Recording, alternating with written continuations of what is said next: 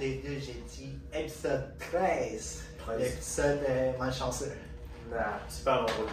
Non, c'est parce qu'on a essayé de faire. Ça fait 2 fois qu'on reporte cet épisode par différentes choses horaires. Là. Fait qu'on appelle l'épisode 13 malchanceux. Mais c'est pas vrai. Fait qu'on a des sujets quand même intéressants pour cet épisode. On va commencer au Québec, puis on va appeler ça en un peu plus international.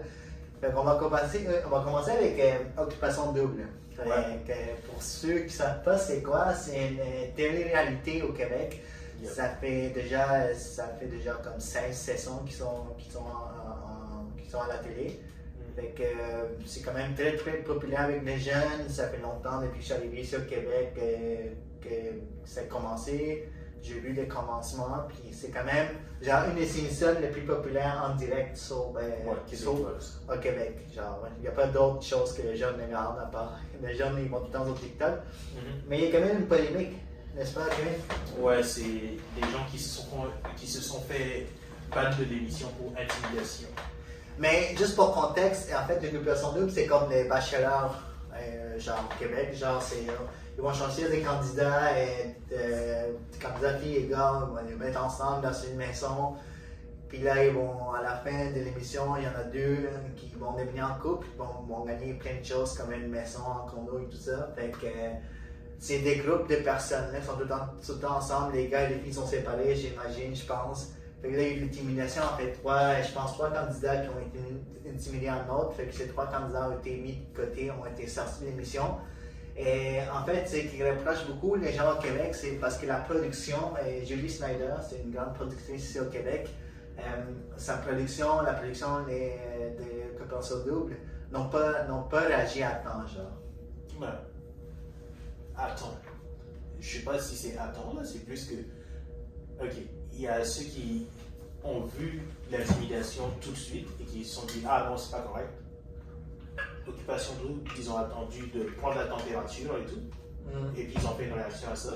Et il y a ceux qui disent ouais, vous avez réagi, mais trop tard. Mais c'est ça, en fait, c'est les gens qui regardent l'émission qui ont dit mais la production n'a rien fait. Mais il faut comprendre aussi que ces émissions, quand ils sont passées, parce qu'il y a des émissions quotidiennes, genre du lundi au samedi, je pense, puis le dimanche, c'est la grande l'émission où ils vont éliminer les gens. Fait que des fois, ces émissions sont tournées genre 2-3 semaines avant, puis après ils sont diffusées genre 2 semaines après. Ouais. Fait que c'est pas up-to-date. Fait que les émissions qu'ils ont vues, les gens ils ont vu les émissions, puis ils ont dit il y avait une sorte d'intimidation. Je sais pas exactement c'est quoi la sorte d'intimidation. Je sais pas si ça va être plutôt verbal, j'imagine. Ben, je sais pas. Moi, on va vérifier ça, juste pour pas raconter n'importe quoi. Mais il y a l'intimidation qui s'est faite, c'était. Dans celui-là, ça dit. Des comportements, genre, des comportements des autres candidats qui ont intimidé notre candidat, là. Mais, genre. Mais on peut regarder ça, là. C'est pas très long. Ouais. Non, ça dit pas grand-chose. Ouais. Mais en réalité, tout ce qu'on sait, c'est qu'il y a l'intimidation. On n'a pas regardé vraiment les épisodes. Je pense pas que tu t'assois à toutes les jours à regarder Occupation Double.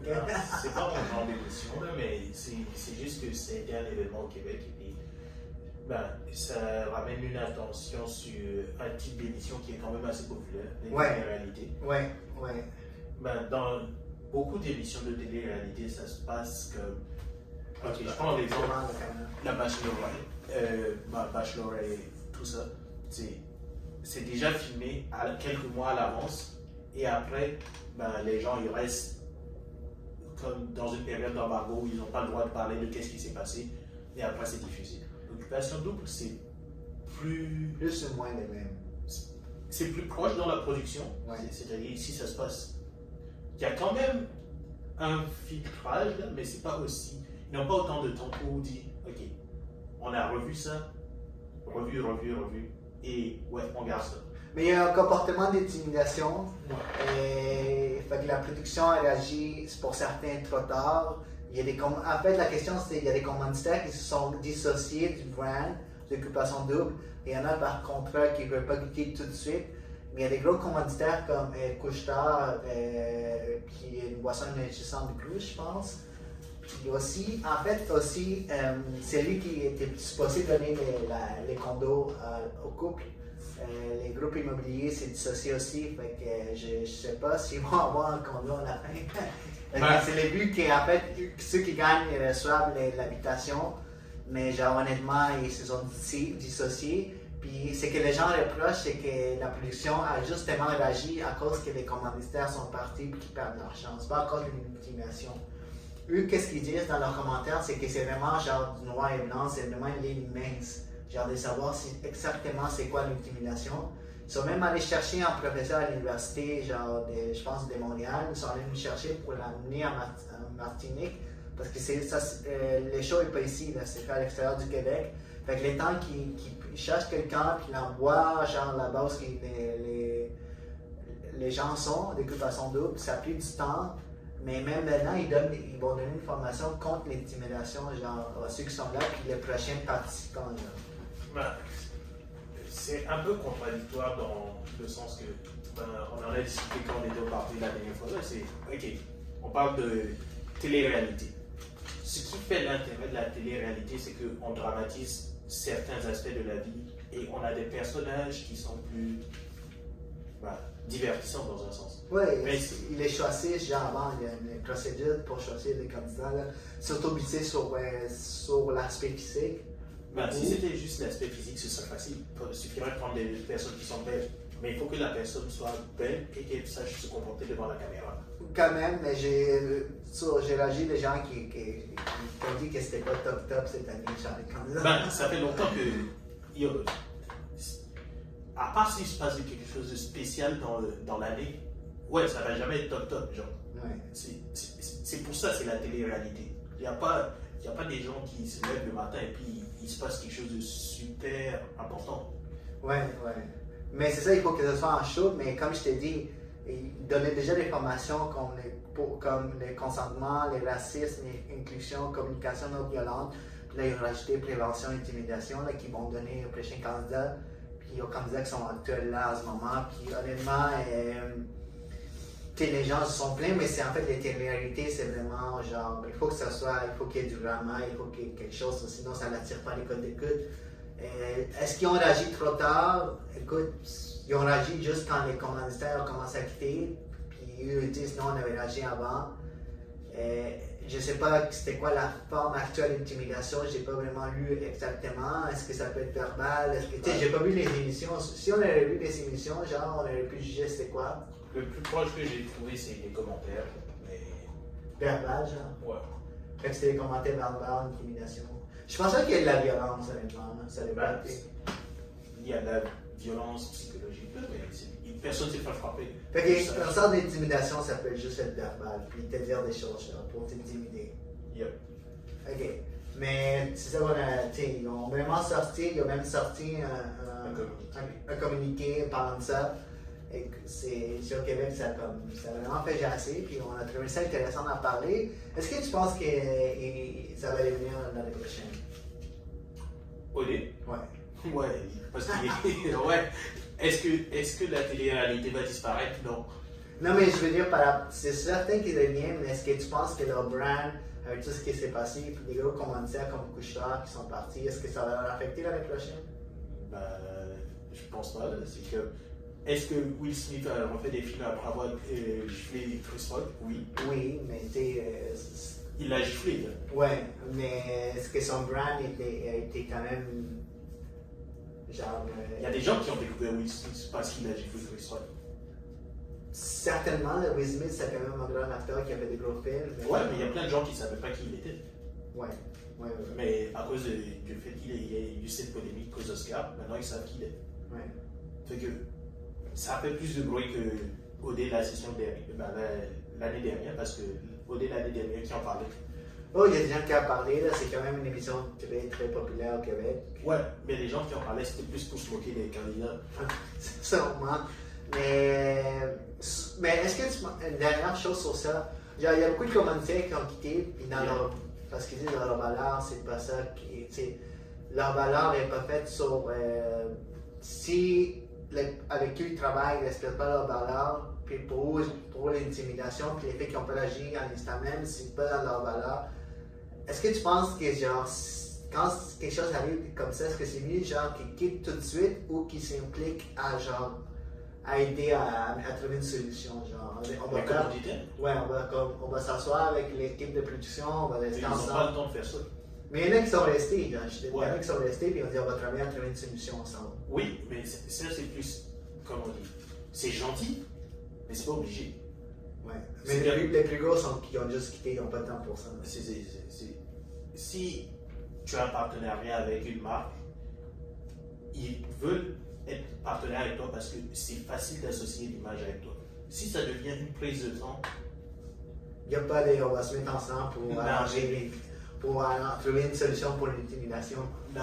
Puis c'était. En même temps, c'est pas juste quelque chose qui se passe dans la communauté, c'est un reflet des lobbies, genre dans les écoles, il y a beaucoup d'intimidation, puis les écoles, les gouvernements, les ministères, ils sont tout le temps en train de mettre des solutions, mais il y a tout le temps d'intimidation. Puis même maintenant, c'est rendu une intimidation en ligne. Ouais, ça rentre dans une toute nouvelle dynamique. Là. Mais le truc, c'est, OK, les marques qui sont restées et qui ont traversé ça avec l'équipe d'occupation double, elles vont avoir plus de crédit auprès de l'équipe d'occupation double. Elles vont pouvoir mieux travailler de façon plus conjointe dans le futur. Celles qui sont parties, elles vont continuer à faire affaire. Elles n'auront pas, comment dire, elles pourront pas dire elles pourront dire nous avons contribué à lutter contre l'intimidation, mais elles ne pourront pas dire on a fait telle action. Mais en même temps, c'est pas leur devoir de faire ça. Si une personnalité, une autre compagnie avec qui ils sont associés, ils sont en train de faire du trouble, ouais. Ils vont juste quitter. Là. C'est comme, pourquoi est-ce que tu vas rester avec quelqu'un? C'est comme tu dis, ils n'ont pas le temps, ça fait trop de problèmes. Puis on va en parler dans un autre sujet après, plus tard, avec Jay. Fait que, moi je trouve que si comme tu dis, si tu fais trop de trouble, puis t'as pas une bonne image, on veut pas que ça nous atteigne, puis c'est une affaire de business. Nous on s'en va, on quitte les bateaux, il y en a qui restent, il y en a qui restent. Parce que des fois ça peut être plus pire. Oui, c'est sûr que là c'était un segment dans la caméra, il y a comment dire, on peut trouver des clips peut-être plus longs sur tout le footage, mais il n'y a pas un degré de violence supérieur. On ne va pas découvrir que dans la nuit, il venait puis frapper les candidats. Je pense pas, sinon il aurait réagi vraiment vite, il n'aurait pas diffusé. Je pense que c'est juste verbal plus quelque chose, fait que ça va passer. Ils vont enregistrer les candidats dans la maison, dans les salons, fait qu'ils parlent. Fait que là, ils parlent souvent des filles, ou des filles parlent des gars, puis les gars parlent des gars. C'est ça le class beach. Justement, c'est ça le truc de l'émission, c'est fait pour ça. Il y a 3 gars qui sont comme décidés, je pense 3 gars qui ont décidé, genre, on va juste pisser sur lui, puis on se met à parler, puis on dit, mais si tu fais ça, tu sors avec elle, c'est quelque chose de même, fait que là. L'affaire que, ok, regarderas-tu un show de télé-réalité? Déjà, tu ne regardes pas les shows de télé-réalité. Vraiment non. Mais la personne avec qui je discutais qui regardait un show de télé-réalité me dit, yo, le drama, pourquoi je suis là? C'est exactement. Mais comment créer du drama si tu peux plus, c'est pas si tu peux plus interagir. À quelle échelle de communication, de provocation tu peux aller pour rester dans la non-intimidation? Mais écoute, c'est une ligne mince, mais eux l'ont dit, genre c'est une ligne mince, puis c'est pas genre blanc-noir, genre c'est une ligne mince, puis pardon, fait est-ce qu'on est rendu maintenant au point est-ce que les gens ils peuvent plus avoir, ils sont trop sensibles, puis je peux plus avoir des gens qui parlent d'autres gens en mal. C'est pas tant de la... Parce que c'est, en fait, c'est le public. Ouais. Genre, c'est pas, la production a dit, ça a l'air intéressant, ça va causer du drama. Ouais. Mais c'est le public qui était trop sensible, puis ont créé une polémique. Mais le public a dit, genre, ça passe pas. Je dirais pas que c'est trop sensible. Je dirais que beaucoup de gens maintenant sont sur les réseaux sociaux et quand tu vois une position que tu peux défendre, c'est devenu beaucoup plus facile de dire, ok, si c'était, admettons, quelqu'un qui parle d'un débat sur la guerre, mettons, c'est difficile de te prononcer là-dessus parce que faut que tu comprennes tous les aspects de qu'est-ce qui s'est passé. Mais quand on dit quelqu'un s'est fait intimider, tu dis à mon petit frère, quelqu'un s'est fait intimider, il va dire non, il peut l'écrire sur Twitter. Fait que le nombre de personnes qui peuvent parler de ce sujet était tellement gros que pour les commanditaires, ça ne valait pas la peine. Ouais, qui parlait beaucoup de ça, puis que ça donnait une mauvaise image. Mais en même temps, quelqu'un nous avait dit, justement, quelques semaines passées, genre, le même monde qui se plaint d'intimidation sur Corporation Double, c'est ceux eux-mêmes qui vont sur les réseaux sociaux puis font une intimidation. C'est un phénomène qui, pour moi, décrit plus la fragilité des images de marque au Québec, plus qu'autre chose. Parce que, ok, je prends l'exemple de, comment ça s'appelle, D-Brand. Je pense que c'est une compagnie canadienne. Lesquels? D-Brand. Je pense. Ils font des cases des cases et puis des stickers pour les téléphones et tout. Ok. Dans leur communication, des fois ils font des jokes qui sont edgy un peu. Ouais. Et c'est correct, mais ça montre que la compagnie a un caractère. Si tu veux pas que ta compagnie qui fait des cases fasse des trucs edgy, tu n'iras pas avec eux. Mais Couche-Tard ne veut pas être gentil avec tout le monde. Couche-Tard, ça veut être la vanille. Tout le monde aime la vanille. Mais c'est convenable, il y a les entreprises, il y a une marque il y a une marque à protéger, puis si tu n'aimes pas être associé avec quelqu'un, tu te dissocies normal, non? Oui, mais si ta marque c'est rien du tout, tu vas te dissocier de tout le monde. Ouais, mais peut-être leur marque c'est genre vraiment zéro, tolérance zéro, discrimination. Non, mais. Non, Couche-Tard, dans quel sens? Couche-Tard, ils s'en foutent de l'intimidation. Couche-Tard, ils te payent leurs emplois au salaire minimum. Ouais, je sais, non, mais je parlais que ça, c'est juste comme, ok, ça y a une polémique, puis il va juste pas s'amener. Ouais, c'est ça. Il y a le droit de dire, ils ont le droit, puis je m'en mets là. Ils ont le droit, mais leur brand, c'est nothing at the moment. Ah oui, ça veut pas dire qu'ils sont des anges, ils ont souvent, il faut trop travailler leurs employés, ils sont payés au minimum, peut-être ils n'ont pas les meilleures conditions, puis c'est genre, le nombre de petites compagnies, de petits dépanneurs qui ont fait qui Couche-Tard fait du trouble, qui ont vraiment éliminé peut-être, il y a plein de choses, mais genre, s'ils disent, nous on veut dissocier de quelqu'un d'une brand, ils ont le droit. Parce qu'ils disent qu'eux aussi sont contre l'intimidation, mais ils ont le droit. Juste que c'est leur valeur à 100%. C'est good, mais je me place juste dans, ok, quelqu'un qui s'intéresse aux médias, ça c'est ce que je fais. Je veux savoir pourquoi m'associer avec tel ou tel brand. Parce que si, ok, je reprends un cas qui a été quand même assez récent, c'était Amazon Basic et puis Peak Design. Peak Design, ils font tous leurs produits avec crowdfunding, fait que sociofinancement, et ils développent leurs produits sur des longues périodes, ils sortent leur sac. Amazon Basic, quelqu'un, peut-être pas même d'Amazon, quelqu'un de l'équipe copie le design, slap Amazon Basic, cheap, version moins chère du produit. Mais ce qui a, comment dire, aidé Peak Design, c'est qu'ils ont un brand d'une compagnie qui fait leurs recherches pour, comment dire, développer des produits de qualité pour leur audience. Amazon Basic, le brand c'est on fait le moins cher possible, le plus rapidement possible. Là, il y a un brand. Couche-Tard, il y a rien. Je sais pas honnêtement c'est quoi la brand de Couche-Tard. Couche-Tard c'est le dépanneur le plus gros au Québec. C'est le dépanneur d'à côté. Ouais, Couche-Tard c'est sur leur tard, j'imagine. Ouais. Mais ils ont réussi pour quelque chose. Ils ont heureusement réussi pour, tu sais, ils sont gros. Ils sont très bons en business. I just don't know their brand.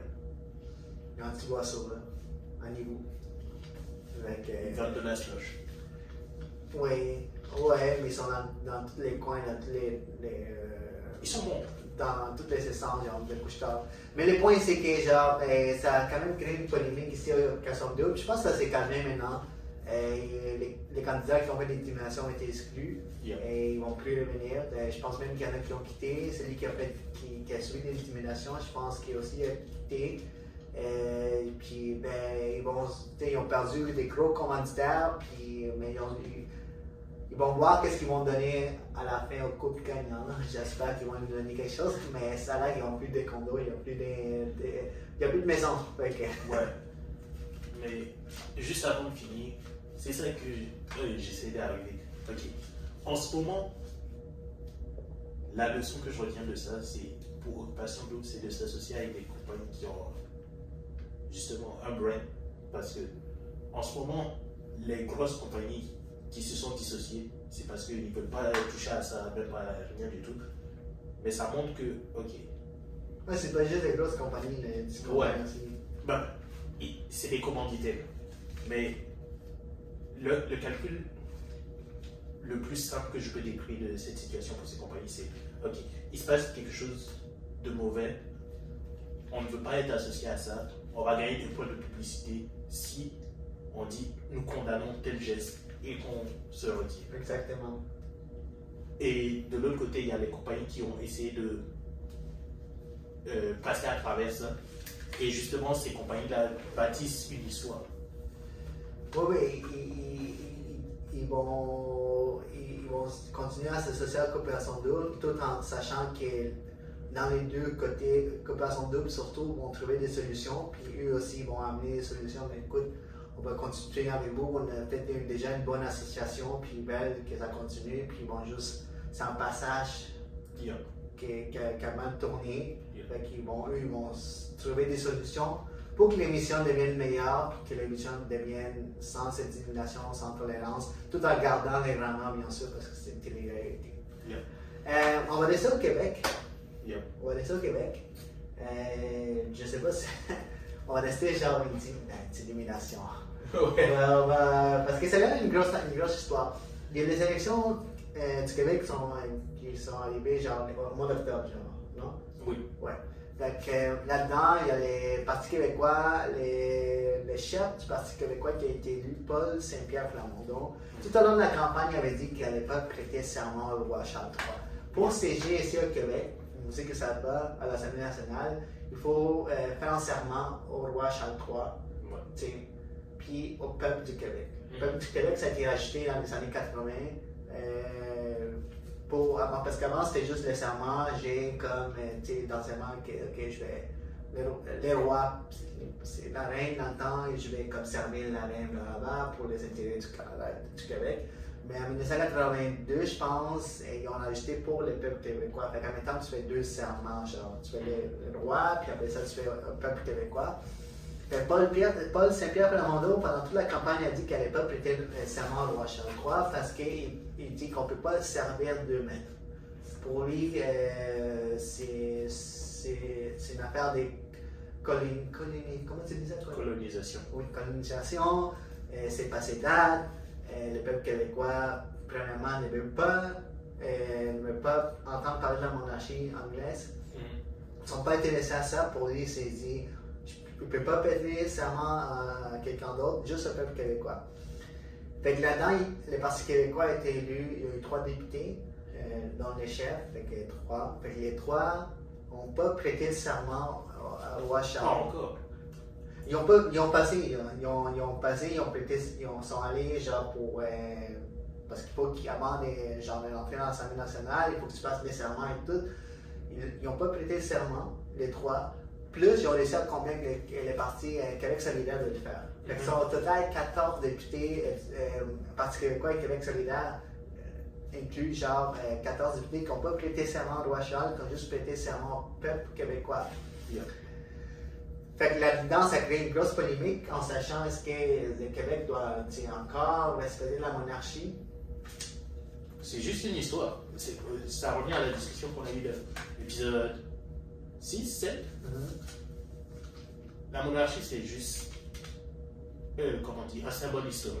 Si le peuple québécois ne s'identifie pas à ce symbole, il n'y a pas à prêter serment vraiment. Mais selon un sondage qu'en fait, il y a 76% des Québécois estiment que les élus ne devraient pas prêter serment à la loyauté. Ne devraient prêter serment jusqu'à serment de la loyauté au peuple québécois. C'est-à-dire que 76% veulent juste que les députés prêtent serment au peuple québécois et pas au roi Charles III. Ouais. Mais c'est fou parce que ça fait tellement longtemps. En 2018, Québec solidaire, ils ont dit qu'ils ne savaient pas le faire, mais ils l'ont fait pareil, genre caché, genre. Ouais. Ils sont vraiment cachés, puis ils ont prêté serment à la reine Elisabeth II. Le Parti québécois, dans le temps, aussi a dit on va continuer à prêter serment jusqu'à ce que les peuples québécois soient indépendants. Puis on avait, comme tu mentionnais, l'autre podcast qu'on avait fait pendant le décès de la reine, on avait dit que ça va.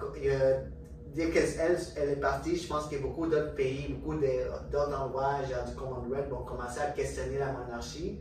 Puis l'endroit, mais moi je dis, ben, depuis longtemps que la reine est là, puis on n'a jamais entendu une histoire pareille. Maintenant que le roi Charles est. On dirait qu'ils ont attendu que la reine décède pour dire, mais non, on ne peut plus à la monarchie. Ben, c'est l'occasion de faire ce changement. Mais la question c'est plus, ok, à quel point les gens s'y intéressent vraiment? Parce que la question du sondage, c'est est-ce que les gens devraient prêter serment ou pas?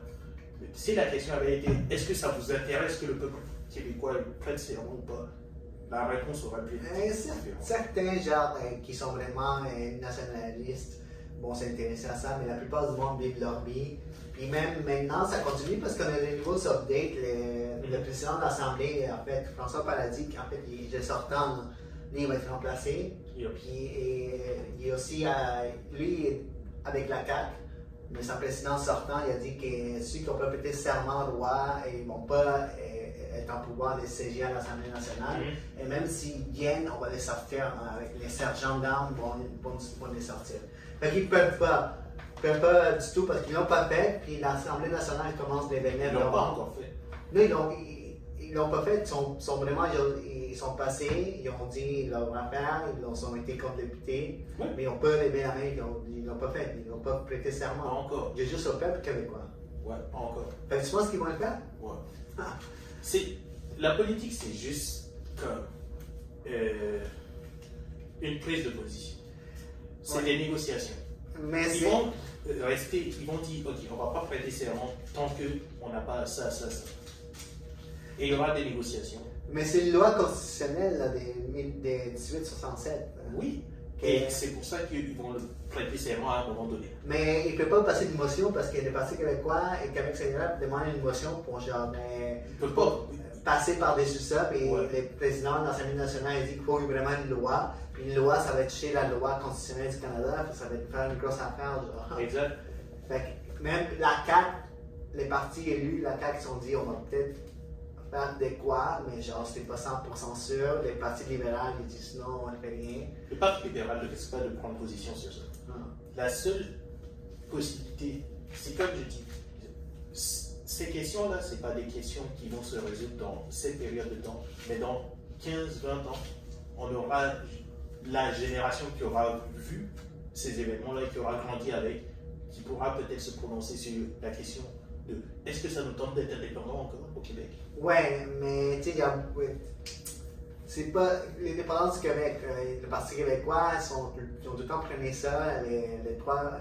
Ça a vraiment descendu vraiment avant. Le Parti québécois était tout le temps en des partis élus, maintenant c'est juste trois. Québec solidaire aussi, ils sont comme des Québec solidaire, il ne faut pas se cacher aussi, ils veulent l'indépendance, même s'ils n'en parlent pas. La CAQ sont tous des nationalistes cachés, parce que là, c'est pas le bon moment. Le seul qui ne veut pas, c'est le Parti libéral. Mais ils parlent beaucoup de la sincérité des députés, genre, parce qu'ils disent beaucoup, même sur le Parti libéral, la CAQ, quand ils vont prêter serment au roi, ils ne sont pas sincères. Les gens se demandent, ok, mais pourquoi tu le fais si tu n'es pas sincère? Déjà là, pour le chef du Parti québécois, Paul Saint-Pierre Plamondon, il dit, déjà là, on n'est pas sincère avec le peuple. Parce que tu es en train déjà de mentir dès que tu commences, tu n'es pas sincère. Parce que la plupart des députés ne sont pas sincères quand ils vont prêter serment au roi Charles III. On commence déjà en train d'être pas sincère avec le peuple. On commence déjà notre devoir de député en n'étant pas sincère. Ok. Pour moi, c'est comme je dis, je suis pas mal ceux qui vont prêter serment là. Parce que pour opérer la Constitution canadienne, ils n'auront pas le choix. Mais si je me place dans 15 ans, et je sais pas, peu importe quel parti se fait élire, ils pourront dire, ok, on remet la question de l'indépendance sur la table. Voici des gens qui sont allés à l'Assemblée, qui ont dit, nous, on sert juste le peuple québécois. C'est cool comme marketing. Ça fonctionne. Fait que ouais, on dit on s'est tenu, il y a 15 ans, on s'est tenu pour le peuple québécois. Fait que là, on n'a jamais lâché prise, Ouais. de regarder. Ouais. C'est ça le deal. C'est pas. Yo. Parce que pour le simplement nombre-là, il est jeune, là, il peut Yep. avoir la vingtaine de politiques. C'est vraiment un jeune député, un chef du parti. Là. Mhm. Je pense qu'il est dans la trentaine, là, dans 20 ans. Je pense qu'il y a vraiment une allure de premier ministre. Tout à fait, Gabriel Nadeau-Dubois aussi, je trouve qu'il y a une allure. Puis je sais pas c'est quoi leur chance de gagner. Honnêtement, dans les prochaines sélections, la CAQ, je pense pas que les gars vont vouloir un autre mandat. Là, ça fait déjà 2. Est-ce qu'il y a quelqu'un qui va pouvoir le remplacer? Je ne sais pas. Est-ce que le Parti libéral, c'est un autre sujet, Dominique Anglade est en train de genre. Pas stable dans un parti, là, elle a beaucoup de gens qui veulent qu'elle s'en aille. Est-ce que les partis libéraux vont être pris dans 4 ans? Est-ce que. Puis, on avait parlé du vote populaire, du vote de 13% pour les partis québécois, il faut changer le système d'élection. Il y a des gens qui veulent le Québec solidaire, le Parti québécois, peut-être dans 20 ans, eux vont être élus, puis ils vont parler de ça justement. Nous, on va changer les choses. Mais c'est étonnant parce que le Parti québécois a déjà été élu plein de fois avant, puis n'a jamais vraiment rien fait. Ouais, mais le timing est trop bon. Parce que juste avec les. Comment dire. La pandémie et tout, ils ont regagné une certaine popularité. Et avec. Comment dire. Les changements d'industrie qu'on voit, la baisse en popularité du Parti libéral, me dit, ok, dans 20 ans, je vois bien la question revenir sur la table. À mon avis. De l'indépendance? Ouais. À mon avis, dans une cinquantaine d'années, c'est pas mal sûr que ouais. De quoi? Québec est indépendant? Ouais. 30 ans de négociation. Peut-être. 30 ans de négociation. J'arrive pas juste parce que c'est. C'est Je sais pas. ce qui se passe dans ma tête. C'est un pari. Mais faut pas oublier que c'est pas juste il y a le Parti conservateur du Québec qui avait beaucoup de flambeaux, puis ils ont grandi beaucoup. Peut-être qu'ils vont jouer dans 4 ans. Ils sont vieux. C'est ça l'affaire. Le Parti conservateur du Québec, il y a beaucoup des jeunes, des notre âge qui ont voté pour eux. Oui. Ça, c'est un autre, peut-être, je trouve vraiment, on va voir dans 4 ans, mais il y a beaucoup de gens qui sont pleins qui disent, comme tu parlais, que c'est pas le moment pour parler genre du serment, il y a plein d'autres choses, l'inflation, tout ça, le système de la santé, mais pour les partis québécois, ils ont même dit tout ce que les présidents de l'Assemblée nationale, tout ce qui est sortant, c'est juste son opinion à lui. Eux autres, ils ont 12 juristes qui ont vraiment dit qu'ils savent plus qu'ils peuvent siéger sans prêter serment au roi Charles III. On va voir d'ici la fin du mois, parce que le maintenant, il faut qu'ils rentrent. Mais toi, tu penses qu'ils vont prêter serment? Ils vont. Juste à la dernière minute, mais l'histoire fonctionne. Mais ils vont vraiment mettre ça dans la tête des gens. Voilà. Fait que peut-être dans 50 ans, le Québec va être un pays, qui sait. Si dans 50 ans vous voyez ça que j'ai raison, you know. Mais c'est vraiment un sujet intéressant parce que on parle de la monarchie britannique, on parle du roi, mais on veut comme partie du Québec pour se rendre en Angleterre, pour qu'on reste quand même dans la monarchie britannique. On parlait encore des politiques, on parlait de la première ministre d'Angleterre, l'ex-première ministre britannique. En fait, Liz Truss. Liz Truss a été élue en mois de septembre pour remplacer Boris Johnson. Elle a été élue par son parti, les conservateurs, puis elle est entrée en disant qu'elle avait un plan pour diminuer les taxes, tout ça partir de l'inflation, pour combattre l'inflation, les factures énergétiques, avec tout ce qui se passe en Russie, l'Ukraine. C'était une madame qui était vraiment féroce, vraiment agressive. Puis elle a dit, je suis pas, I'm not a quitter, I'm a fighter.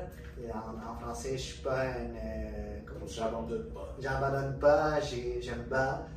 Puis justement, en fait, le 19 octobre, elle a dit ça, puis le lendemain, le 20 octobre, elle donne sa démission. 45 jours, c'est vraiment, en fait, le premier ministre qui a donné le plus court de l'histoire de la Grande-Bretagne, genre 45 jours. Il y a jamais eu d'autres premiers ministres qui ont donné moins longtemps que ça. Moi, je veux savoir, c'est quoi le coup de fil qui lui a dit I'm done? Mais il y a beaucoup dans son parti qui étaient vraiment pas satisfaits de son travail. Il y a son chancelier aussi, son adjoint, j'imagine, qui a quitté. Et puis il y a beaucoup de personnes qui ont demandé sa démission. Elle s'est rendue compte que tout ce qui a parlé des coupures des taxes, ça favorisait plus les gens riches. Yep. Puis les gens ils ont vu ça puis ils ont dit non. Puis comme en ce moment en Grande-Bretagne, il y a vraiment une crise genre économique en ce moment, l'inflation. Puis là, elle a dit, vu les circonstances actuelles, je peux pas mettre mon plan de l'avant. Ouais, non, c'était pas le bon moment pour faire ces suggestions. Mais qu'est-ce que tu penses de ça, Kevin? Franchement, c'était plus comique qu'autre chose. Parce que, comment dire, le timing entre du jour au lendemain de devoir complètement changer de discours, ça te montre, ok, la politique là, t'es à ça de parti. Et ben, c'est pas quelqu'un pour qui j'avais spécialement de l'attachement. Non, mais c'est juste que la Grande-Bretagne n'est pas stable depuis les 5 dernières années, je pense, 4 ou 5 premiers ministres. L'histoire du Brexit, c'était déjà. Depuis les dernières 6 années, il y a comme 4-5 premiers ministres. Oui, mais justement, depuis, comment dire, il y avait déjà beaucoup de changements qui ont suggéré que c'était le temps de faire un Brexit. Mais, on revient encore à la pandémie, ça a multiplié, comment dire, les plaintes dans différents secteurs. Et il n'y a pas un gouvernement qui pouvait résoudre ça en un seul mandat. Le Brexit, puis plus genre la pandémie, oui. toute la guerre en Ukraine. Oui. Mais ça revient à. Comment dire? Mais genre, c'est la cinquième premier ministre en 600 genre. Ouais, c'est beaucoup, mais c'est normal à moi. Ben, normal. C'est pas normal, genre. C'est comme. Ça montre qu'il n'y a pas de confiance. Mais honnêtement, c'est le Parti conservateur, là, Boris Johnson, Liz Truss, le nouveau qui vient de l'entrée. Ouais. Rishi Sunak. Sunak. Ouais, fait qu'il a été élu.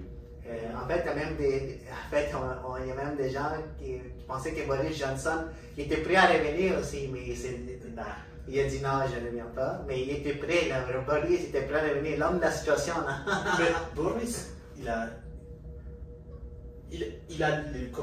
l'image d'un politicien. Et je pense que dans son parti, il a quand même été. Les gens voulaient qu'il revienne parce qu'ils ont dit que c'est stable, même avec toutes ces choses qu'il a faites controverses. Ouais, Boris, il est parti plus à cause des controverses dans son équipe. Ouais, mais je pense qu'il y avait une stabilité avec lui, genre. Peut-être. Quand même. Moyen. Mais c'était plus stable que tout ce qui se passe en moment. Ben, ça a duré plus longtemps. Ouais.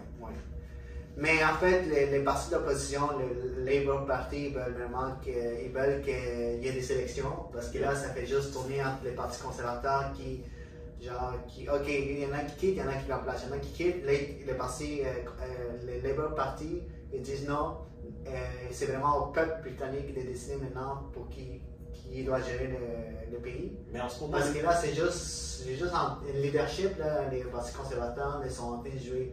Oui, mais le truc, c'est qu'en ce moment, j'ai pas l'impression que la confiance entre le public, justement, et les différents partis qui existent soit, assez grosse pour qu'ils veulent faire des élections. Mais c'est avec toutes les élections. Est-ce que tu penses que les partis conservateurs vont rester au pouvoir ou ça va être l'autre parti? À mon avis, oui. Avec Sunak, là. Ben, pas avec Sunak, là, mais avec. Ils vont choisir un autre quelqu'un d'autre? Ouais. Tu penses que Sunak va se présenter comme. Je pense qu'en ce moment, le type de leader qui ont le plus de chances d'être élu, c'est les leaders populistes dans le genre. Ok. Des gens qui viennent et qui disent, ok, oh, il y a un pont qu'il nous faut aujourd'hui, on fait le pont. Mais ça, c'est pas le Parti conservateur. Je pense pas que le Parti conservateur sont populistes. Ben, ils Parce peuvent que l'être. je connais pas les partis en Angleterre. Mais premièrement, est-ce que tu penses que les gars. Boris Johnson, il était assez populiste. Ouais, ok. Mais là, les gars qui sont en ce moment, c'est un économiste. Est-ce que Ouais. tu penses que c'est l'homme de la situation pour tenir les fronts? Là? Il a assez de connaissances pour le faire. Ouais. Il n'est pas juste relatable. Parce que, C'est un homme riche, là. oui, Boris Johnson aussi. Mais Boris Johnson, il est populiste et populaire. Les gens veulent aller prendre une bière avec lui. Ouais. Mais cela, s'il te dit, t'as un rendez-vous avec moi à la banque, tu dis ok. S'il Ouais. te dit, viens, on va aller prendre une bière, Ouais, je comprends ce que tu veux dire. Genre, t'as plus, je peux te confier mon argent puis aller à la banque avec toi, mais te parler avec toi, genre avec une bière, je suis pas trop sûr. ouais. Mais aussi, genre, Liz Truss, elle a resté 45 jours, mais elle a eu assez de temps pour recevoir une pension de 115 000 livres jusqu'à la fin de sa vie, genre, sa pension. 45 jours. Puis ça, il y a une pension pour le restant de sa vie, genre. Elle a vraiment eu le bon timing de quitter, genre, Bien ok, joué. j'ai les jours minimum, je quitte, j'ai ma pension pour le restant de ma vie. Bien joué. Ouais. Ce serait le fun pareil qu'elles se disent ok, je vais étoffer jusqu'à 45. Dès qu'ils me disent on est good sur la pension, I'm done. Mais si tu as vu l'histoire du Daily Star, je pense que c'est un journal britannique qui a mis une laitue genre dans une stream sur YouTube. Une laitue ça dure 10 jours. Mhm. Là, on avait des rumeurs qu'elle peut-être allait quitter. Je pense que c'est rendu au 7e jour, la laitue elle a resté plus longtemps que l'illustration. Dans le streaming, il y a même une laitue, genre. Yeah, et puis, Ils ont dit on va la laisser ici à pourrir, après 10 jours à pourrir, puis l'illustration ça gagne. Mhm. Mais genre l'illustration est parti genre 7e jour, puis ils ont même fait genre une stream genre en célébrant genre. Yo. Avec la laitue, tu sais, Fun, vous fun. pouvez trouver ça sur YouTube, l'illustration et laitue, genre. Ouais, ça c'est drôle. Mais elle est partie. Ouais, c'est ça. Elle est partie, elle a démissionné, un nouveau premier ministre est venu, puis c'est genre le premier ministre des lois Charles III. C'est son premier, Ouais. c'est Ouais. son premier dépicière sur moi. Ouais. Parce que, Ouais, ça s'annonce pas bien. mais c'est en fait, l'histoire c'est la dernière de la reine La reine Elisabeth. Elisabeth. Yeah. Que juste avant de mourir, elle avait rencontré la reine, puis ben, elle n'a pas tenu fort, puis elle a juste démissionné, juste aimé. Yeah. Ok, mais pour conclure notre podcast, on va parler en fait d'un artiste, un génie, un musicien pour certains en fait, pour beaucoup de personnes, un fashionista, un rappeur, anciennement connu sous le nom de Kanye West, maintenant il est connu G. Fait que, en fait, explique-moi ça, qu'est-ce qui s'est passé Kevin avec G? Du début, là, toute la polémique. Le début. Quand est-ce que ça commence? Ben, ça faisait longtemps qu'il avait des problèmes avec, comment on dit, l'industrie de la musique. Il a essayé de partir des écouteurs, de partir sa compagnie de recording. Et il a essayé plein de projets dans l'industrie de la musique. Mais, il y a 3 semaines, Ouais. il a fait un tweet disant que, comment on dit, il allait. On peut commencer, genre, depuis sa séparation avec Kim Kardashian. Bon, ça c'est. Ok. Ça, genre, depuis là, on a vu Jay avec un comportement plus, genre, hérétique, c'est ça, un peu plus, genre. Ben, pas spécialement. Mais c'est plus que les gens faisaient beaucoup plus attention à lui. Parce Ouais. que, ok, il a toujours été un peu provocateur. Ouais, mais. Ouais. Mais quand tu es marié avec la personne, une des personnes les plus suivies d'Internet, quand tu fais quelque chose, tous les journaux paparazzi ils sont sur toi. Ouais, exactement. Fait que juste le cocktail avec, ok, Kim Kardashian, des enfants, changer d'école, il lance son école. Et, comment on dit, il se sépare. Et puis l'autre qui rentre dans. Pete Davidson. Yep. C'était sûr que. Mais depuis ce temps-là, on a vu un peu plus, comme tu dis, peut-être un peu plus agressif, un peu plus genre provocateur, même s'il a tout le temps été. Et puis tu peux continuer comme il y a 3 semaines, il a fait un tweet. Ouais. I'm going Death Country Left Country. on Jew people. Ça, c'est moi, lui, ok? Yeah. C'est moi, genre, non. Ok, pour ceux qui ne comprennent pas, il a dit je vais me réveiller le lendemain matin, puis je vais juste, genre, annihiler tous les Juifs. Yeah, Je vais toutes les. En fait, je sais pas si c'est vraiment la définition directe, mais c'est vraiment genre, je vais comme. c'est. Truc. C'est. Ben, ça fait référence à un film.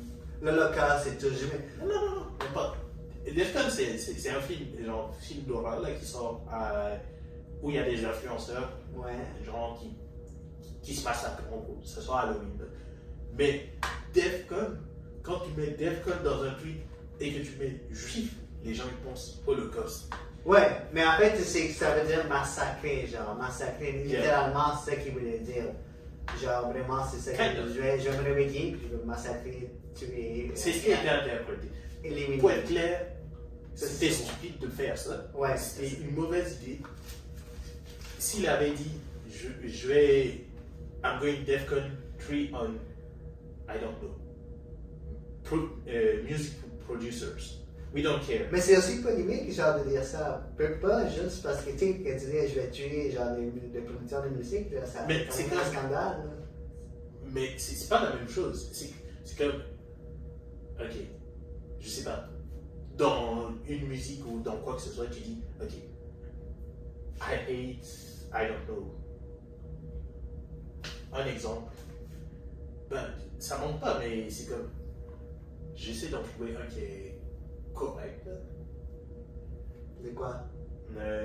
Des gens qui disent, I hate someone, I hate Bill Cosby.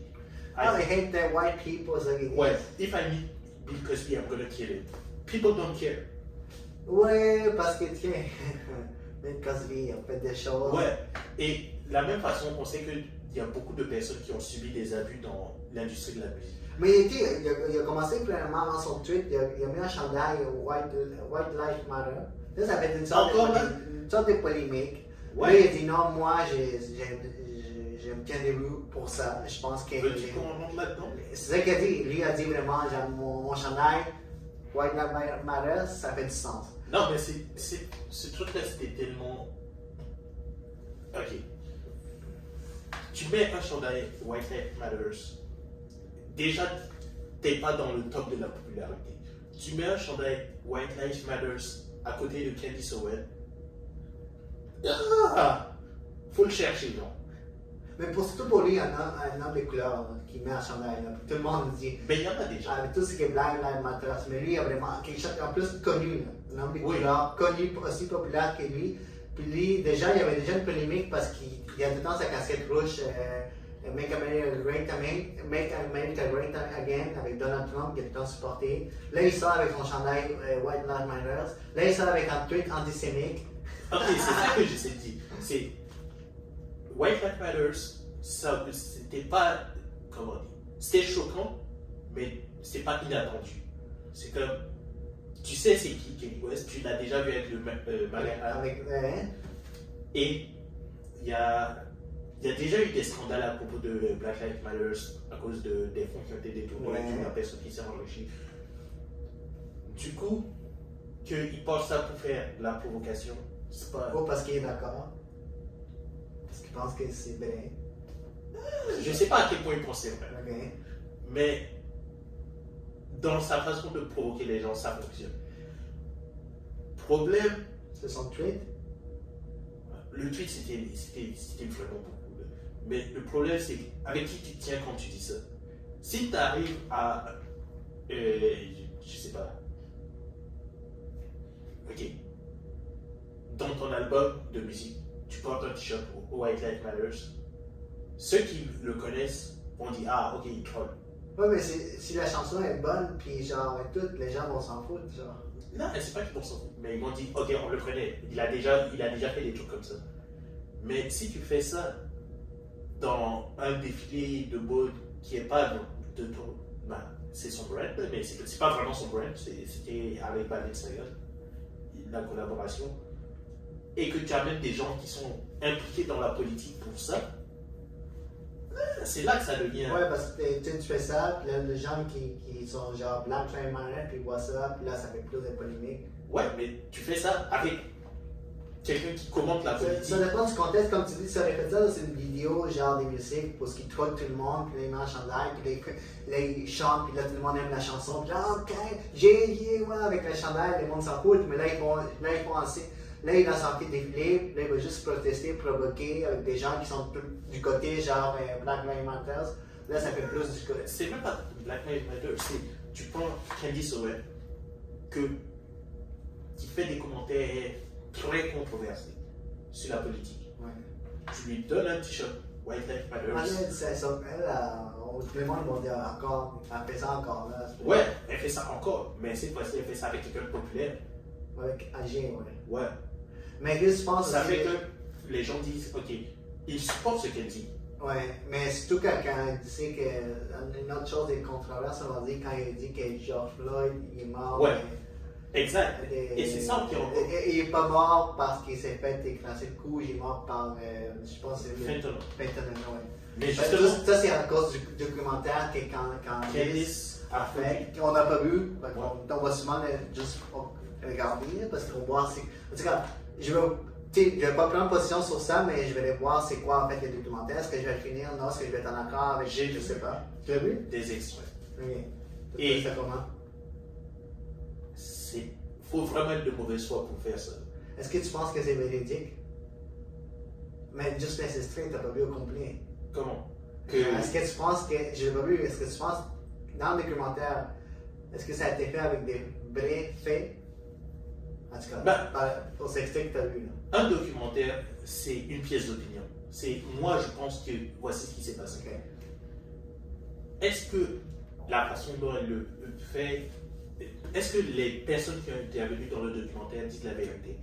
Peut-être. Est-ce que la façon dont elle utilise ce qui a été dit est correcte? Non. Tu penses que c'est des mauvais fois là quand tu. Ouais. Il y a un passage où elle demande si, comment on dit, le gars qui a. Si un docteur qui a examiné et. Josh Floyd? Ouais. Si le fentanyl a pu le tuer. Et puis, il retourne la phrase pour essayer de mettre ça comme. Ok, peut-être ça l'a tué. Mais c'est comme le gars il dit. Of course, si tu as pris du fentanyl, ça a un effet sur ta santé. Mais tu prends ça. C'est le docteur qui a dit ça? Ouais. Mais il a pas dit genre que ça tué, genre. Non, il a dit si tu prends du fentanyl, ça peut avoir des effets. Là. Ouais, mais c'est comme. Il a joué sur les mots et tout. Là. Ils ont joué sur les mots, ils ont fait du montage pour que ça ressorte d'une certaine façon. Mais est-ce que tu penses que Candice a quand même influencé le comportement récent des G? Parce que. Influencé? Surtout sur ça, il se base sur toute la thématique de George Floyd, il se base sur son documentaire. Avant qu'on continue, juste pour clarifier, la vidéo de George Floyd est effrayante et c'est clair qu'il s'est fait étouffer. Ouais, on est d'accord avec ça. Le truc, c'est. Ok. Est-ce qu'elle l'a influencé? Peut-être pas. Pas vraiment. Je pense que ça a renforcé des croyances qu'il avait déjà. Mais il a vu le documentaire, fait il mentionne dans ses entrevues avec Piers Morgan et l'activité humaine. Oui. Mais, le truc, c'est que elle a bien profité de la situation. Pour elle. Ouais. Pour dire, ok, écoutez, j'ai un documentaire. Ouais. J'ai quelqu'un vraiment connu qui en parle, puis il est d'accord avec. Ouais. Et ensuite, quand il s'est fait ban de Twitter, oh, mon mari, il est le CEO de Parler. Est-ce que ça tente d'acheter? Ah ouais? Le mari de Kanye, c'est le CEO de. Ah ouais? Puis il a acheté Parler. Ouais! Ah, ça, je savais pas. Wow. I'm like, come on! Oh wow! Je sais pas si elle a influencé, mais genre. Parce qu'on va dire, depuis, comme on parlait depuis son divorce, il n'est pas vraiment à 100%. Il a même dit que dans ses entrevues qu'il souffrait pas de dépression, mais genre des épuisement, plus Ok. qu'autre chose. C'est ça. Le truc, c'est plus, ok. Et dans cette situation, tu peux. Admettons quelqu'un qui est épuisé, il veut pas qu'on lui dise qu'on le traite comme un enfant. Mais t'es plus influençable quand t'es en mode d'épuisement, genre. Oui, mais si tu es épuisé et que tout le monde te dit t'es épuisé, arrête, fais pas ci, fais pas ça, tu vas dire yo, laissez-moi tranquille. Tu dis pas que. Ok. Disons que ça a été très facile pour Candice Owen de dire moi je t'écoute. Ouais. Ouais, parce que justement, Damn! depuis ses commentaires, il a été banni de Twitter et Instagram. Puis il est passé faire un mode média, il est allé dans des podcasts, genre Ouais. des podcasts que je pouvais parler, parce que certains qui passent. Vraiment, il est passé à Fox News. Fait que déjà là, Oui. avec toute Ouais, une il a fait- personne. Ouais. Là, c'est là que ça a commencé, Piers Morgan, Lex Friedman. Puis là, il a commencé à dire plein de choses. Son entrevue avec Pierre, c'est vraiment, vraiment plus genre les fun. Parce Ouais, que c'est plus drôle. la manière qu'il se coupe entre eux, puis Pierre, c'est genre, c'est connu pour lui, il coupe vraiment les gens. Oui, mais ok. Mon problème avec toutes ces situations, c'est que ça. Peut-être. Ok, l'entrevue la plus authentique, on va dire, que j'ai vue, c'est peut-être l'échange qu'il a eu avec Lex Friedman. Ouais, mais dès le début, il dit que genre, il se sentait plus à l'aise avec lui, au début, genre, parce que dans les autres, il y a eu beaucoup de confrontations avec les autres. Oui, mais ça sent justement que dans les médias traditionnels, il y avait le besoin de rendre ça, comment dire, Plus grand. entertaining. Ouais, divertissant. Yeah. Ouais.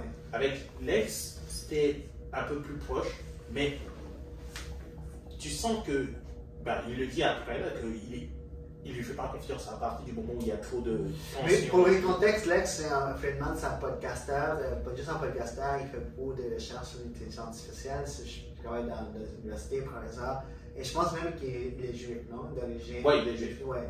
Fait que déjà là, lui-même, il dit, moi, j'ai comme une histoire là-dedans. Ouais, mais je pense pas que Kenny le savait au moment du fait. Je pensais qu'il devait savoir qu'il était juif. Mais je pense qu'il l'a découvert pendant l'interview.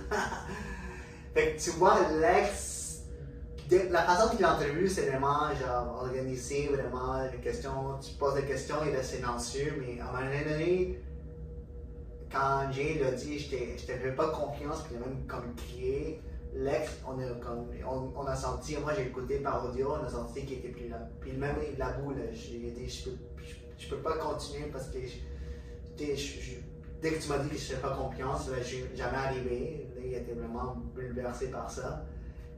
Puis, ben, il y a beaucoup de choses dans l'entrevue avec Pierre et avec Lex, parce que j'ai dit que les médias sont méchants. C'est pas les médias qui sont méchants, les médias juifs. Ah, mais C'est ça le non, mais problème. avec Pierre, si tu regardes, il dit Ouais. the media is bad. Puis là, Pierre s'est dit, vraiment, est-ce que tu penses que les médias sont méchants? Puis là, j'ai dit, qu'est-ce que t'es idiot, non? Pose-moi d'autres questions, genre. Parce qu'on s'entend à dire que les médias vont promouvoir la violence, vont promouvoir l'agenda. Il y a des gens il y a des gens qui là-dedans qui sont peut-être méchants, ou sont méchants. Ouais. Ben, je peux pas juste peut-être, mais sont méchants, là, ils ont un agenda. Parce que les médias sont. Déjà, dans la base, il faut qu'ils promouvoient la violence, tous ces gens-là, pour avoir des codes d'écoute. Il y a des gens derrière qui ont des agendas. Ouais, Ils sont pas clean. ben, c'est pas ça le problème pour moi. C'est plus quand, ok, on arrive à.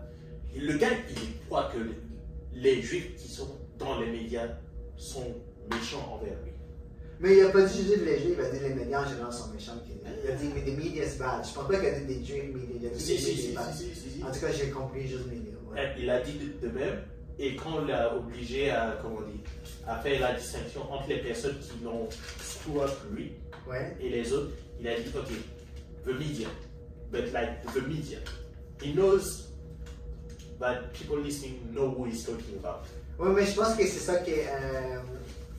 Ouais, des médias, mais. En fait, c'est ça en fait que Lex, il a vraiment En fait, l'ex, à un moment donné, qui parle de ça, il contredit. Il lui dit, call out les personnes qui vont screw up. Dis ce qui. Parce que, ok, pour monsieur, madame, tout le monde, il comprend que voici tel rappeur qui a subi la pression de tel environnement.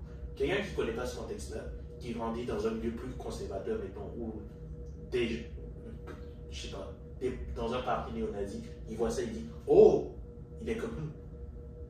Oui, mais justement, juste après qu'il dit, il y a beaucoup de gens qui sont sortis dans l'autoroute qui ont avec des pancartes, qui ont dit, oh, j'ai la leçon, puis là, voilà, tu sais, je sais pas si c'est des gens qui ont lu J'ai, puis ils ont dit, mais nous aussi, on va dire, ils ont sorti avec des pancartes dans l'autoroute, puis ils ont vraiment leur banderole, puis on dit, oh, j'ai la leçon, les néonazis, les juifs, tout ça. Ils vont prendre ça, ils vont faire du bruit avec. Mais, tu sais, je voulais revenir à ça, mais c'est ça, justement, à chaque fois que j'ai dit que les médias sont contrôlés par les juifs, on dit que l'ex et ses noms ne sont pas contrôlés par les juifs. Puis tout le monde le sait. Je sais pas pourquoi. À un moment donné, quand j'ai entendu ça, j'ai dit, mais l'ex, je pensais que tu étais. Dans ma tête, c'est comme, oh my god, l'ex, je pensais que tu étais différent. Moi, dans ma tête, c'est l'ex, quand il a dit. Parce que c'est tellement. On va s'entendre dire que les juifs sont quand même. Ils réussissent beaucoup en business. Et, ça a tout le temps été comme ça. Beaucoup d'entrepreneurs sont juifs, ils ont des grosses business. Beaucoup de juifs ont eu du succès en entreprise. Ouais. Puis on s'entend que si tu regardes l'histoire des fondateurs de certains médias, tu vas entendre qu'ils sont des origines juives ou sont juifs.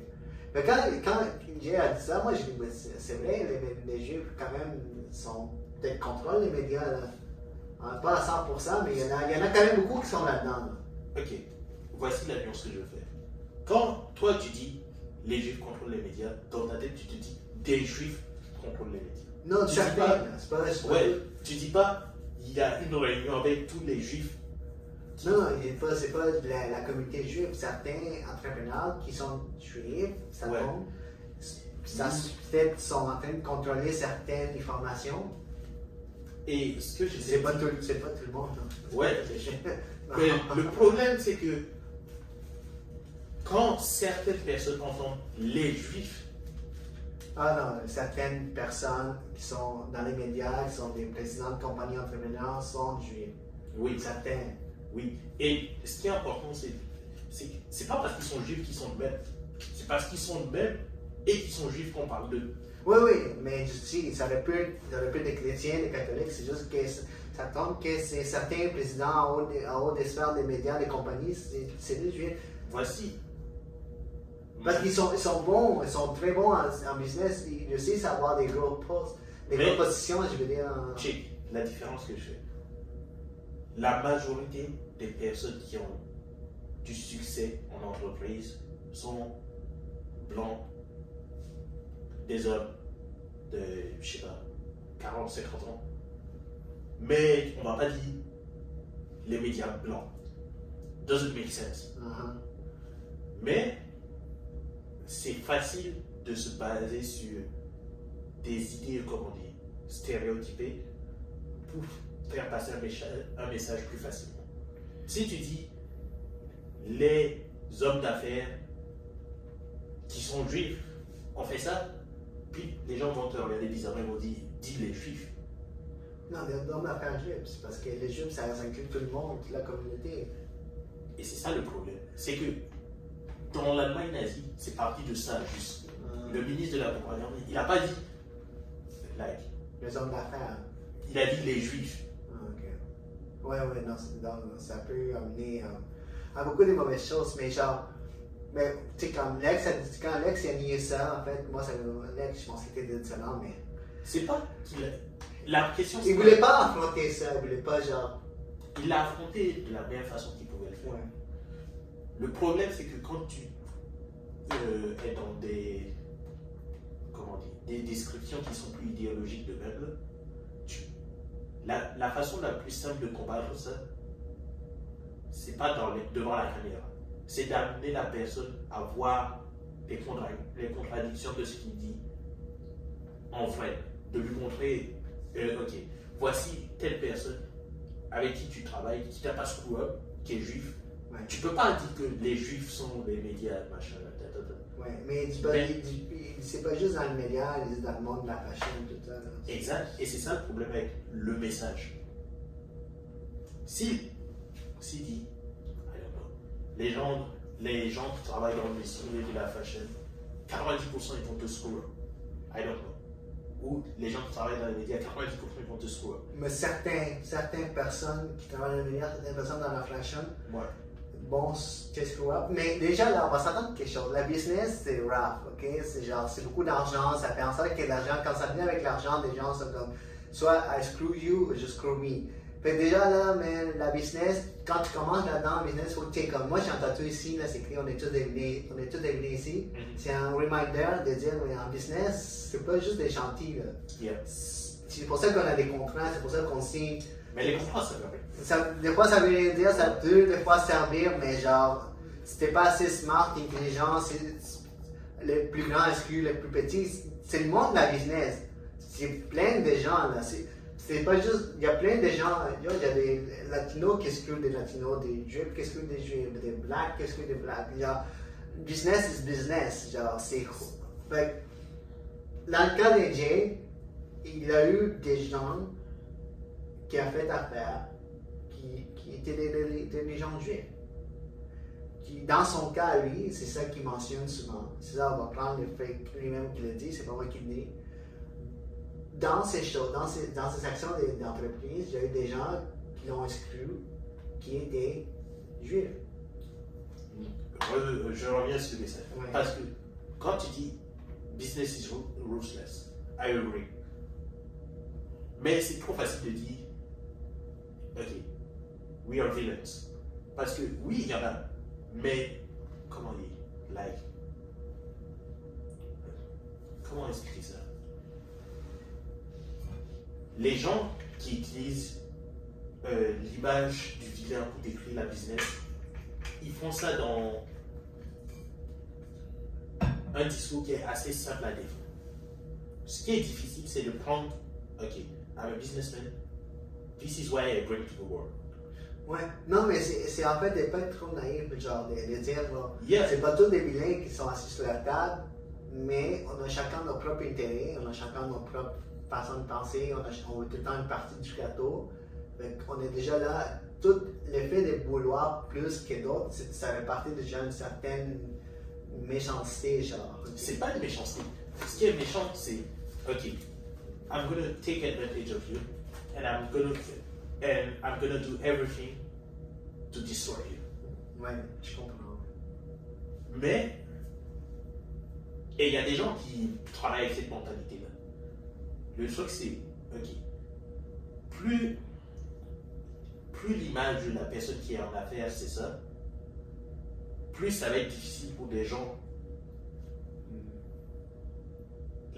qui veulent faire affaire correctly. Oui, mais il faut qu'il y ait ça, des gens qui vont faire affaire correctement. Yeah. Mais il faut aussi qu'on rentre et on se dise que c'est pas juste des anges et tous les gens. Parce qu'il y a des gens qui vont, comme moi, qui naïvement, ou peut-être comme Guy, qui était quand même, qui peut-être a eu une certaine naïveté de faire confiance dans plein de gens, de se faire prendre, de se faire screw. Fait qu'il faut dire, man, je vais aller faire les choses correctement, mais en face de moi, il y a des personnes qui sont pas correctes. C'est ça. Juste de dire. Parce que tu vas pas rentrer là-dedans, man, yo, business is all good. Non, tu vas le faire. Tu vas le faire ramasser. Mais justement, le lien, à cause de tout ce qu'il a fait, tous ses partenaires, ouais. Valencia, Bug, sa compagnie d'agence, son avocat même, toutes ses shows, tout son documentaire, son documentaire a mis de côté, ses shows ont été annulés, ses partenaires ils l'ont tout mis dehors, ils ont dit on ne veut plus travailler avec toi. Et son plus grand partenaire, genre, son plus grand là, c'est lui qui fait en sorte qu'il ait été milliardaire, Adidas. Même lui, il a dit dans un podcast, il dit yo, Adidas, même si j'ai dit des choses antisémites, ils ne vont jamais me laisser tomber. Puis, ouais, ça c'est son. Qu'est-ce qui est arrivé? Moins 1,5 milliard. Adidas, ils ont dit, bro. Oui, Adidas, qui est une compagnie allemande, puis tout ce qui est antisémite, ils ont, oh. Non, on va rentrer touche pas à ça. là-dedans.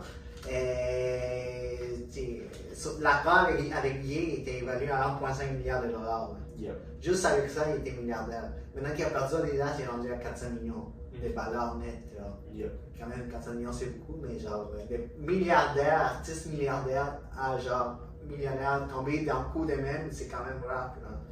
Puis, ben, Adidas aussi, ils ont été le code à la bourse a vraiment descendu. Je pense que si je mets, mais ils ont perdu quand même de l'argent. Ouais. Mais ils ont payé en awareness. Parce que quand JC, là, son soulier, ça coûte j'étais vraiment surpris. Là, j'ai $200 à $700, bro. Yep. C'est cher. C'est 1,47 milliard en vente annuelle, 7% des revenus d'Adidas. Genre, c'est un deal, quand ils ont fait le deal, ça a été Adidas à se rapprocher des Nike aux États-Unis. Genre, vraiment, genre, pour arriver à rattraper Nike, ils ont vraiment fait des deals. Je sais pas combien, ils ont perdu beaucoup, genre, ils ont perdu quand même, je pense, sur les coups de terme, genre 250 milliards, ou quelque chose comme ça. Là. Yeah. Mais le choc, c'est. Ouais, 250 millions sur les courts termes, en euros. Là. Le choc, c'est. Ok. Adidas. Ce qu'ils ont perdu, Court terme. c'est pas une perte. C'est genre. C'est un coup marketing. Les campagnes marketing d'Adidas, ça les coûte des millions. Oui, mais c'est quand même un partenariat qui les rapprochait de Nike aux États-Unis. 250 millions. À partir du moment. Court terme, c'est quand même beaucoup. À partir du moment où il a fait le commentaire antisémite, la question c'était pas s'ils vont le dropper, c'est quand est-ce qu'ils vont le dropper. Si genre 9% de la cote des bourses qui ont descendu, là, c'est quand même. Court terme, ça a un impact direct sur Adidas. Dans les 20, 30, 40 prochaines années, chaque fois qu'on va parler d'Adidas, ils ont droppé le gars qui était antisémite. Ah, c'est vrai. Ouais. Mais c'est juste court terme. Comme Tu peux pas acheter ça. Dans le long terme, ils vont reprendre, ils vont sortir des nouveaux souliers, des nouvelles choses. Je pense qu'ils me disaient que tout ce qui est JC, c'est à eux. Là. Ouais, mais c'est ça que je veux dire. Chaque fois que les gens vont passer dans un magasin, ils vont voir Adidas, please sponsor me. Ils vont dire, ok. Sur le long terme, il n'y a rien qui va changer. Là. Ils ont tellement Ils d'autres. ont gagné des points, à mon avis. Ah ouais? Ouais. Avec qui? Après, avec le grand public. Avec le grand public. Parce que quand tu vas rentrer dans un Winners ou dans un Ouais, non, je comprends. Ok. Nike, Adidas. Adidas. Ils ont pris une position, ouais. Yeah. If you're black, you're likely to go with. Oh. Ils ont. Ben, ça dépend de si t'es noir, peut-être pas là, mais parce qu'ils ont le droit de Kenny, ça dépend à quel point t'es proche de lui ou pas. Mais si tu hésites entre deux chaussures et que tu dis, oh, eux ils sont pour. Ils supportent pas les propos antisémites. I'm taking this. Ouais. Sinon, si comme tu dis, si t'es black, tu vas aller chercher des Jordans. More likely. Mais déjà, là. ils build un brand. Ouais, mais tu sais, ils ont tellement de porte-paroles, ils ont Messi, je pense, ils ont tout ça. C'est un long terme de se dire, ok, on a perdu peut-être une partie du marché aux États-Unis, mais ils vont sûrement prendre peut-être un autre rappeur ou un autre genre athlète qui vont pouvoir rattraper ça.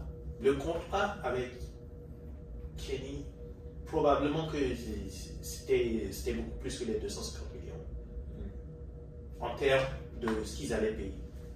Là, ils ont perdu les 250 millions, mais c'est comme s'ils avaient eu une campagne publicitaire pour une meilleure image. Yeah. Fait que qu'est-ce que tu penses que si Jay va revenir avec un comeback, est-ce qu'il va se remettre? Il va sortir un album. Il va sortir une nouvelle paire de chaussures, il va rebrand tout. Est-ce que tu penses qu'il va revenir? Ouais. Je pense pas qu'il va disparaître. C'est difficile de disparaître avec 300 millions.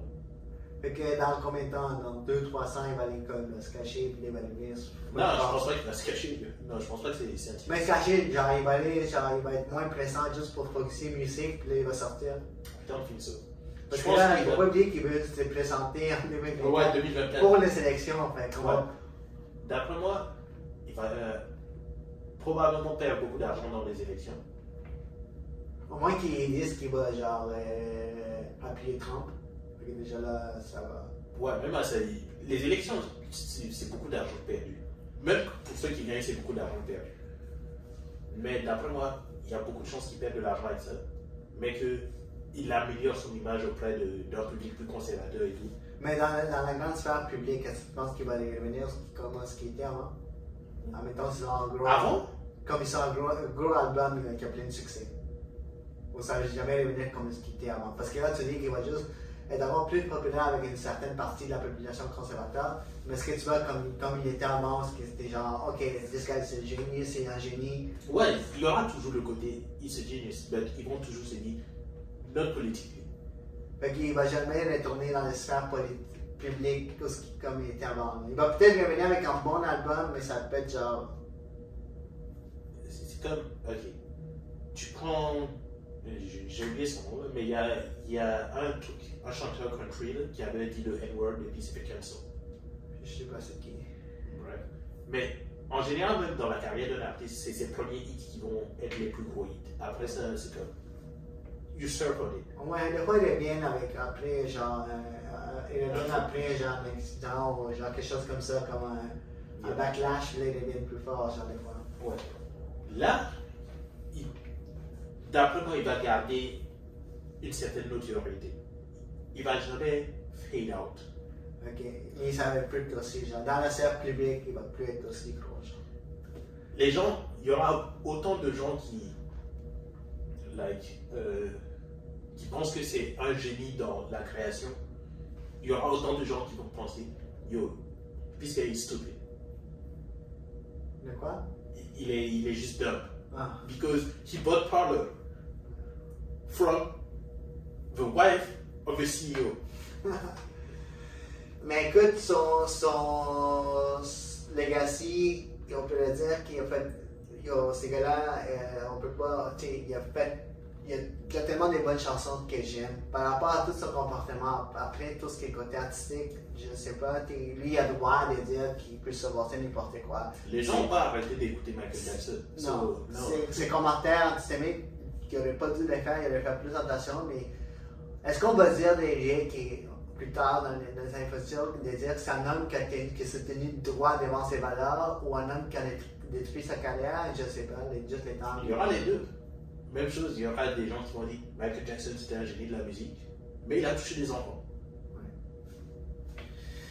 Bon, écoute, c'est quand même un long podcast. C'était vraiment des sujets très, très intéressants pour un podcast. On est chanceux, on a bien fait.